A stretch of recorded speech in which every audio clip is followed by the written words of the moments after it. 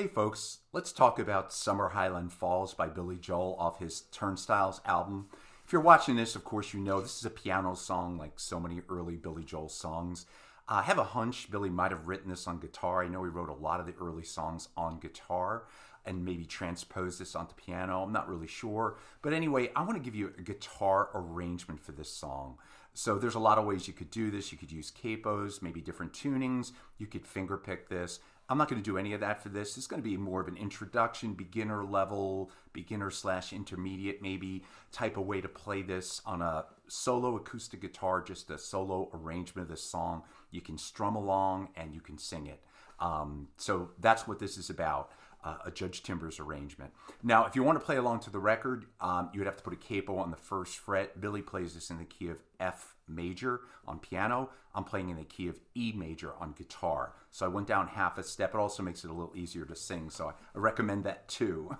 All right, so the other thing I wanted to say, I know I have a lot of beginner guitarists and just people that are trying to improve themselves on guitar like we all are. I've got so much to learn, and I've been doing this for 50 years. But I know when you start out, a lot of us, we all learned, a C chord, a G chord, an A minor, an E minor, a D chord, an E chord, all those open chords that are essential to playing acoustic guitar. I mean, those are the foundations for almost every, rock, folk song, all that kind of stuff. But sometimes you kind of get bored. You're playing everything at this area of the neck of your guitar. You're wearing out the fretboard here, but you got the rest of this fretboard that, unless you're playing leads or stuff, you're not really using that much on acoustic guitar, but you can, of course. But if you're kind of stuck down here, it's nice to be able to kind of play chords up the neck, and I'm sure many of you do already. But for those of you who haven't or not really sure what to do, this is a great song to practice with. So I really do sort of dedicate this to the guitarists out there, and hopefully this will help a couple of people. I'm sure many of you know all these techniques I'm going to show you. But basically, here's the good news for the guitarists. I'm going to give you two guitar shapes. You're probably familiar with at least one of them and maybe both of them.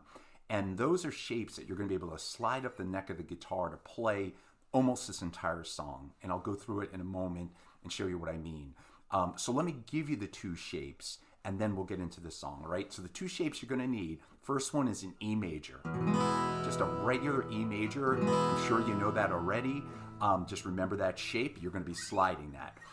The other shape, I'm going to call it an F sharp minor. Now, I would normally play that bar chord, a bar chord on the second fret. So I'd bar the second fret, right? And then play an E minor shape on the A and the D at the fourth fret. Those two, the 5 and 4 strings, right? Okay, but we're not going to have to play any bar chords with this. The shape I want you to know is this. You still play the A and the D at the fourth, but then with your other finger, you play the G at the second.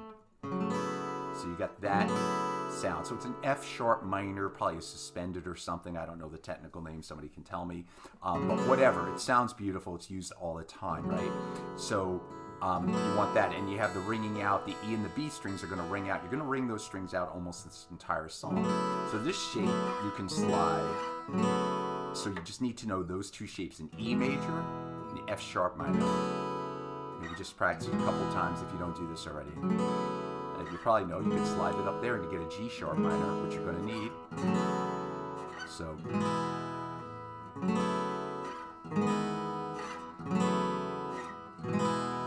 All right, so here we are. Again, I'm not using a capo, but if you want to play along to Billy's recording, Turnstiles, put a capo on the first fret. So here's the chords. Let me just kind of play the first part for you, just kind of show you what I'm doing. You can watch my hand kind of moving, and then I'll explain it in a more, a slower way. So I'm not going to strum it or sing it. I'm just going to kind of play the chords on the changes. So it's going to start with an E major and go from there. So it's going to start like this.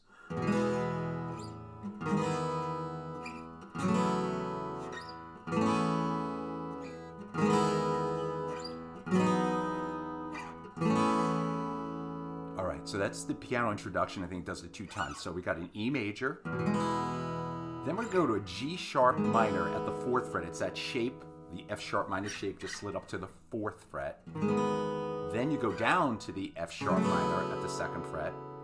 Then you're going to play an A, but the A, instead of playing that kind of A, you're going to play the A in an E shape. You're going to slide that E shape up to the 6th fret, and that's going to let the B and the E strings ring out, and you can play the low E if you want it. Then back to the G sharp minor. Then you're going to go up to the 8th fret and play the E shape. You're going to slide that E all the way up to the 8th fret, and that's going to be a B chord or a B suspended chord. Again, with the E and the B ringing out, and if you want the E, low E, back to the A at the 6th fret. So that's the piano introduction right in the first part of the verse. So the E, G sharp minor, F sharp minor, A, G sharp minor, B to A, and if you're going to strum it.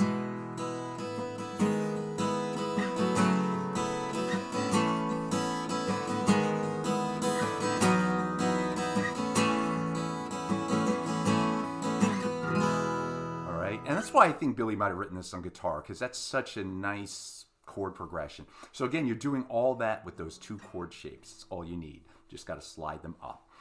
So then the next part, that's the intro in the first part of the verse.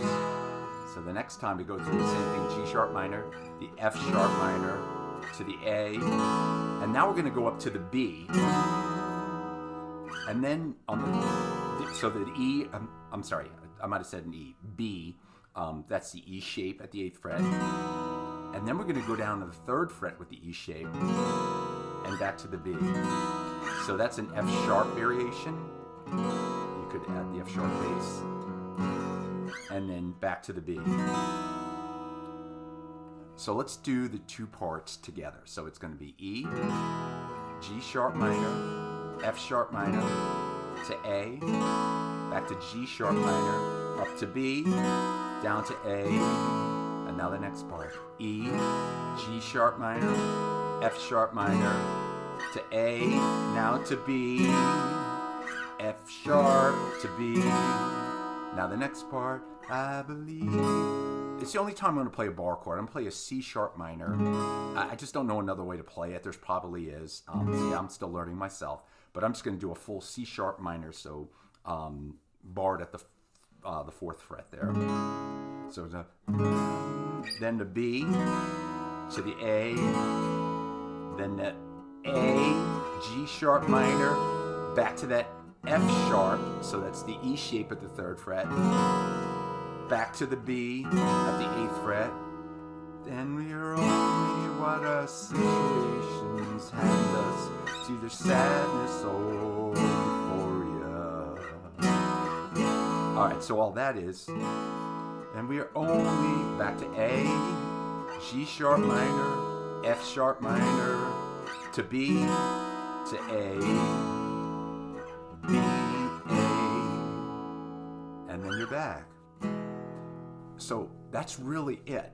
That's the whole song. So I'll do it, if you're still interested, I'll do it one more time, I'll do it complete, and then we'll call it a day. I'm kind of going slow because there's a lot of sliding and frets involved, but again, it's basically those 2 shapes up the neck of the guitar. I think it sounds really nice with the E and the B strings ringing out if you want to have the E note. So I think it's really a nice way to play the song. So I'll just say the chords as I do it. I'll strum lightly, kind of E, F, G sharp minor, F sharp minor, A, G sharp minor, to B, back to A, back to E, G sharp minor, F sharp minor, to A, to B, F sharp, B, C sharp minor, to B, to A, G sharp minor, to that F sharp at the 3rd fret, E shape, to B, A, G sharp minor, F sharp minor, to B, back to A. It's either sadness or euphoria.